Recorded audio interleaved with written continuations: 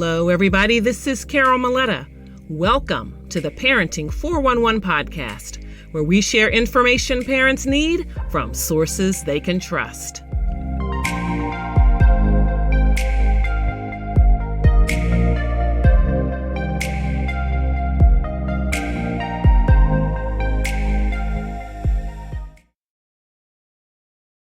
Welcome back for another episode of the Parenting 411 podcast. Today, I'd like you to meet the visionary behind the Trauma Mobile Boot Camp and Ask Miss Emma.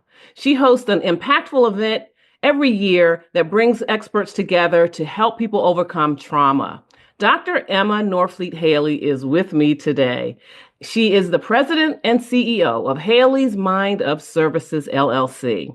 Dr. Haley is a renowned psychotherapist, international motivational speaker, and author of 6 best-selling books. Her work focuses on helping trauma survivors triumph over their experiences. And recently, she was recognized with the 2024 Presidential Lifetime Achievement Award. And her expertise has been featured on major networks like Fox News, ABC. So I just want you to go ahead and get started and welcome my friend and colleague among women in business, Dr. Emma. Hi there. How are you? Hello. How are you? It is so good to have you on. I've been looking forward to it. Thank you. It's my pleasure. So your work in helping trauma survivors is truly inspiring. I have been watching you, and I was hoping, I know a bit of your story, but I think our listeners and our viewers need to learn a little bit more about you. So share a bit about your background and just what motivated you to dedicate your career to this work in trauma. I'm from trauma. Most of us have had an experience with trauma. Mm-hmm. So what happens, a lot of people will see my name, they'll see I'm a doctor, they will see all those acronyms behind my name. And yeah, that's all real sexy and good, but I wasn't always like that. I was once a little girl running through the woods with bullets going over her head by a caretaker, a parent, what we're going to be talking about today, having unresolved trauma that had a residual impact in my life. Mm-hmm. So from a very early age, I learned about trauma. And so experientially, I experienced it. Mm-hmm. Not understanding it, I became theoretically an expert because I got into social work and then clinical psychology. Mm-hmm. So now I'm experientially, theoretically, and spiritually rooted in trauma because it's the Father, Son, and the Holy Ghost that got me through all of that. Right. And I'm wondering, even as a child, when you think about what you want to be when you grow up, was it always something around helping people, maybe? Did you already know early on that that's what you would want to do? It probably stems from my phenomenal mom. Being from a poor family, even though we were poor, she was always taking in people. So I just grew up with a healthy model parent sharing. Mm-hmm. And so it seems very natural for me because when I didn't understand that unresolved trauma of my father coming to me, it's a natural progression to want to know. Mm-hmm. And a lot of mental health professionals that are in the field, that's kind of how you got in it because you needed to know and you didn't have enough. And so you get into it and then you still realize you still don't have enough. Mm-hmm. I mean, I am an expert at trauma, but each time I meet with clients, there's something new that comes about because trauma is very fluid. Mm-hmm. It doesn't stay the same. And that's what I've discovered over the last 20-some years that I've been honing in on anxiety that is a disorder brought about with post-traumatic stress disorder. So when you say trauma doesn't stay the same, are you saying the impact it has in your life doesn't stay the same? Exactly. Because different environments and situations that it happens in, depending on what stage, what developmental stage you're in Erickson, in accordance to what Erickson's postulates, you may get stuck there. Mm-hmm. If you get stuck there and you start doing a bunch of repression, it may not come out from 5 to 35. Now, you mentioned Erickson. Who is Erickson? Erickson's psychosocial stages of development. He's the renowned theorist, and he's a Freudian, of course, but in the psychodynamic realm. But he is the guru where it's concerning life cycle stages. You have trust versus mistrust. and it goes down up to stage 7, which is generativity versus stagnation. So lots of time when I'm dealing with an individual, a child, there is a life cycle stage that they're either stuck in, could be multiple, especially when you're talking complex trauma. And so one of the things that I set myself aside from with other mental health professionals, I help people understand baseline. Where you got stuck in that life cycle stage, what task acquisition you did not fulfill because of somebody with unresolved trauma having an residual impact on your life, just as my father did on me. Talk about what unresolved trauma might look like for parents, daily. Daily, you're going to have because children present with emotions and behaviors before language acquisition. That is how we connect with our child. You know that because you have children. So without language acquisition, you got to pay attention to the moods, the shifts, the behavioral stuff when they get frustrated or when they're hurt, you get this intense scream. So if you have unresolved trauma, you could have an insensitivity to that. Meaning you have you can have a heightened reactivity to it, which means what's going to happen? You're going to either fight, flight, or fight. Fight, flight, or freeze. Freeze. Yeah, freeze. It used to be just flight or fight. And then in the subsequent years, we've now added that frozen piece because frozen has been there all along. We're just now acknowledging it as, mental health professionals. But yeah, frozen. So if your child is going to have a residual impact like me, I was frozen in that woods when I was running through the woods. Because number one, it's confusing for a 5-year-old to be like, is my daddy shooting at me? What? In the ham sandwich. Right. So that level of confusion, that's how it impacts a parent. He was abused. Then it's that cycle, the breaking generational curses that we have to do.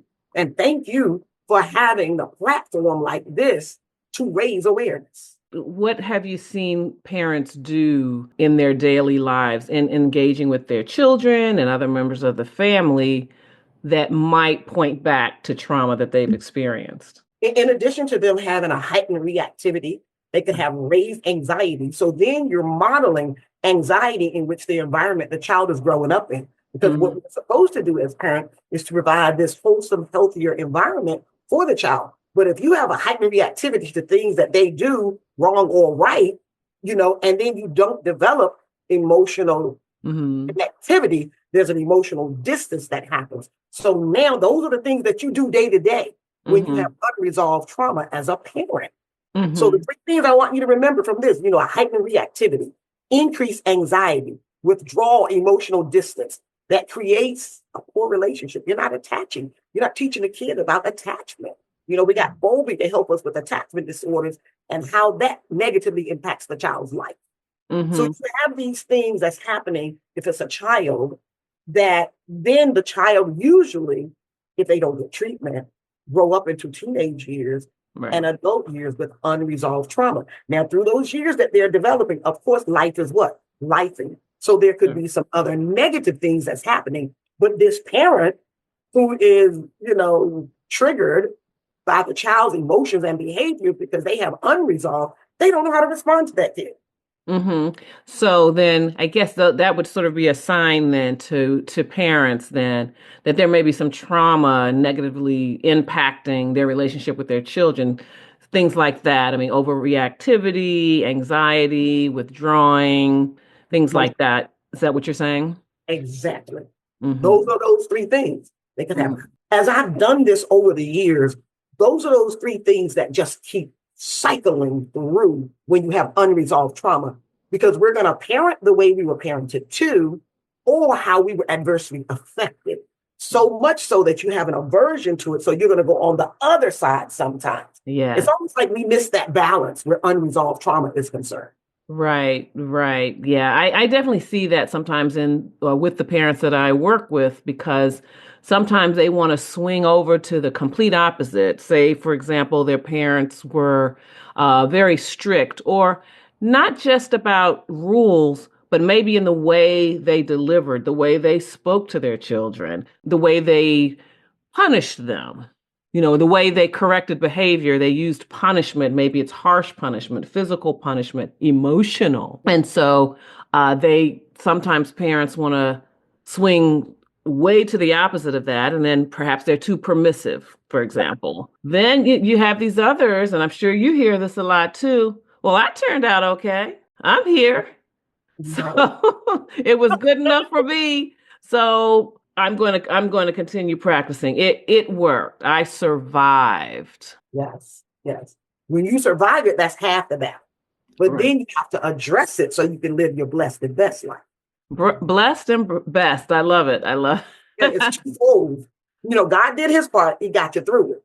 Yes. And as Michelle Rosenthal says, trauma is something you don't choose. Healing is your choice. Right, right. And so let's talk a bit about that. What steps can parents take to heal from their own trauma and still show up and be a present and supportive parent? Well, the first thing they have to do is to become self-aware. Mm-hmm. And platforms like what you have and other speakers in Global Speakers University with these podcasts, this is it. This is paramount because what do? We suffer in silence. Mm-hmm. We don't have permission to speak, especially when sexual abuse is concerned. Mm-hmm. Parents that are dealing with unresolved trauma related to sexual abuse, they don't talk about it. Mm-hmm. And so what's going to happen? The cycle keeps repeating because the perpetrator is not called out. Right. And then the shame and guilt and that part of it that you pass when your child is sexually molested or something, and they come to you and you have your unresolved, and that statement that you just made, well, it happened to me. You see, I'm all right with it. Well, that's the last thing a child that's been violated needs to hear from a parent, that they're expecting an attunement. Attunement means you have the ability to connect to your child's emotions and their behaviors in a way that you provide structure. Mm-hmm. You become a safety structured network. A safe place. Yes. Mm-hmm. Yes, but imagine that not happening at that critical time. Mm-hmm. All along the life cycle, remember, there's certain task acquisition we all are supposed to be getting and doing if in an ideal world. Mm-hmm. So here we arrive at adulthood very hurt, very angry, very frustrated. So yeah, that parents have to have self-awareness. Podcasts like this do that. They have to practice self-care. What does self-care look like? Mm-hmm. Well, as Miss Emma's going to tell you, it looks like you getting your behind in therapy. It looks like you paying attention to podcasts like this so you can get these little jewels and things of how the parenting is impacted by your unresolved trauma. Because if you become self-aware through means like this media and me with my trauma mobile boot camp traveling 3 times out of the year to the same place. So yeah, it's not once a year. It's literally, Carol, I go 3 times a year to the same location because trauma is so heavy. I can't just go and do a 2-day workshop and be done. No, I go back to that same place 3 times. And believe it or not, sometimes the same people show up again. Oh, isn't that interesting? When you've gone so long without dealing with your trauma, what you said earlier really is, well, I turned out all right. They really think they're all right. But people like you and I raise that awareness to let them know, no, you're not. Because you don't have a mother-daughter relationship, a father-son relationship like you're supposed to. So that's the adverse impact of that unresolved trauma in your life that you're making a cycle with. Generational curses is what we call it. Right, right. And speaking of breaking those generational curses, you're doing the work. What should parents do? Let's say it's before they dealt with the trauma, so they had some parenting behaviors that just were not helpful with their child. How much should they share about, like, as they're moving forward and trying to do better? How do parents share that they had some challenges growing up or they had experiences that really hurt them, and I'm trying to do something better with you? And how do they share what they've been through? Because part of it is knowledge, striking that balance probably between the details and how much they need to know. But how do you help parents with that piece so that children know a little bit about their parents' history, and so they too don't repeat it? Well, again, it goes back to being self-aware and knowing that you need professional help. And then having like parenting classes, because nobody that has had that trauma is generally just going to openly start talking about it. Sure. That's the problem we're having. The parents won't do that. they become heightened reactivity to whatever's happening with the child. So it requires us what we're doing, because when they get an awareness, when they start to self-care, sometimes depending on the level of trauma, complex trauma with families, I bring them in and we do it therapeutically. Because I'm there to support the mom as mom unravels and share things. And I can read the room to see if it's too much for somebody as a mental professional. So one of the things that I have control over in my practice is that if you haven't dealt with it, what can you say therapeutically about it? I'm going to hear things like what you said earlier. Well, I'm okay. It happened to me. See, no minimization of trauma. So it's important for us to put words for people who are with a parent who's saying that, to be able to say, well, as Ms. Emma, the trauma expert, said there should be no minimization to trauma, because it's the silence that keeps it perpetuated. Sure. So yeah, that's a great question. And I wish I had this magic words to tell you, but unfortunately, I have to tell the truth, the whole truth, and nothing but the truth. My practice has been, when people have unresolved trauma, they lack the communication skills and the emotional maturity to be able to have that conversation, who I'm sure they've already, through action or non-action, impacted that child's developmental growth. Yes. So then it sounds like what I'm hearing from you then is that as they begin to do the work, then it is good to still take guidance from the professional to help in terms of how to share, or, how much to share with children, sort of as a cautionary tale. Right. I mean, because sometimes, like, even for example, say if there's a history of alcoholism in the family, I think it's good for you, especially as your teens as your children approach the teen years, to let them know that, uncle whoever or aunt, she struggled with this. So you do need to understand that it can be hereditary. So you need to understand that. Yep, you're genetically predisposed. That means there's a shotgun gene pool saying, I'm going to get you. You feed me, I'm going to get you. Because it doesn't discriminate. Right. Do you want to connect your brand with families worldwide? ProPix by the Parenting 411 is your ticket to success. With over 20,000 followers and a podcast reaching more than 25 countries, we're talking family relationships, mental health, and raising awesome kids. Our past guests include doctors, psychologists, other medical professionals, counselors, New York Times bestsellers, award-winning actors, and others. ProPix amplifies your reach and boosts visibility to engage parents seeking the best for their families. Ready to join the big leagues? Visit ProPix by P411.com and let's take your brand to new heights. ProPix by P411.com. Amplify, boost, and drive your success in the parenting world. Now, I know that, and I mentioned earlier in our introduction about, your outreach on various platforms, and you are really someone who just does amplify the conversation about trauma. And so I'm wondering how you see your work impacting marginalized communities, because, sometimes they just don't have access to traditional mental health resources. So how are you involved in that? Hence the trauma mobile boot camp. Okay, so that's a way. Okay. And I have 4 other doctors on my platform that specializes in various traumas. There's a sexual abuse one. There's one that talks about grief and loss. My sister, Dr. Brenda Harrell, brings it from a biblical perspective, helping you understand it from a psychoeducational nature. From the beginning of time, there was trauma. So Jesus' whole story is trauma. Emotional, physical, environmental, like it hit all aspects. So that's why we got it too. So we pull all of that together. And for whatever reason, God said my boot camp is $75 for 2 days. And the reason I know this is something that has to happen and is godly ordained, because people can get $75.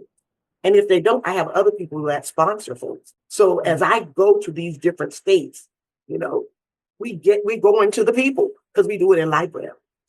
Where we can come to a library, or we'll do it in a community center, or do it in places where the marginalized people with less means can get to. And Oh, so that's good. you're hearing about, the 2 weeks I'll start mentioning, I have some sponsored seats available.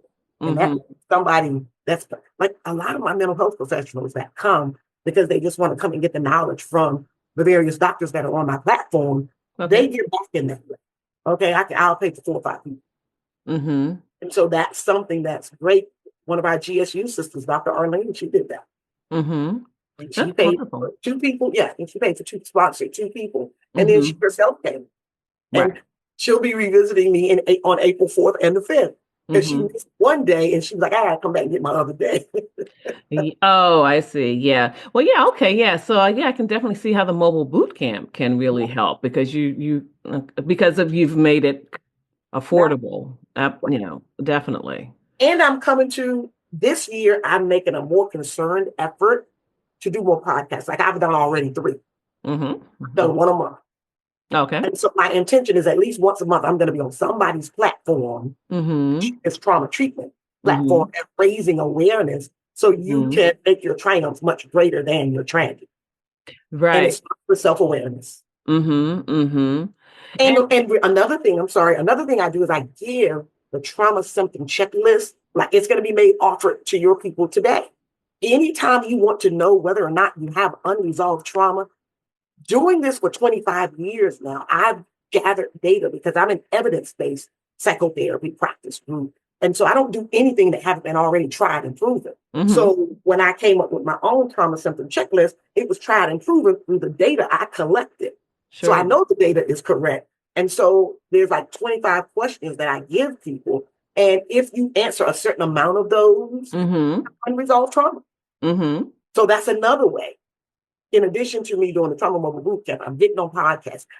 Anytime you see me on my little reels that I do just talking about trauma in general, I will say anyone under the sound of my voice, if you're unsure whether or not you're living in the residual impact of trauma, contact info@hmots.org, put in the subject text, trauma symptom checklist.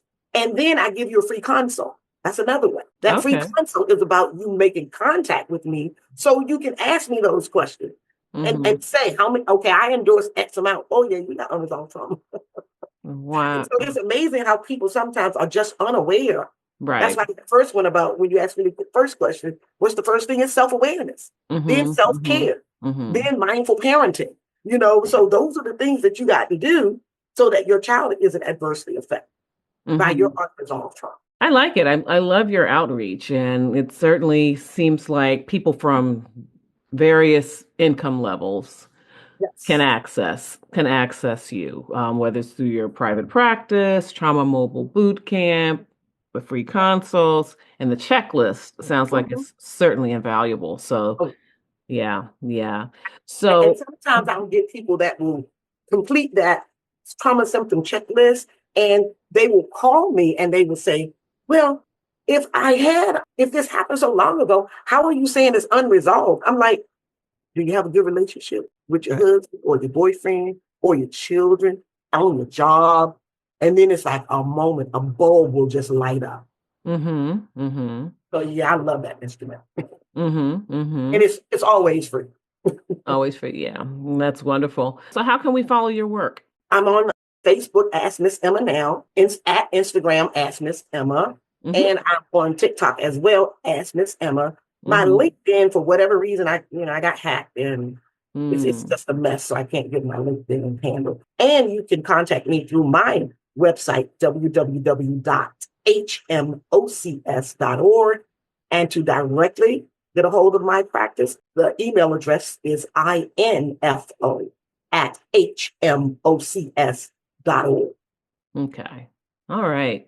Well, thank you so much. And I hope everybody caught those social media handles as well as email and website. But of course, we're going to put them in the show notes. So in case you didn't catch it.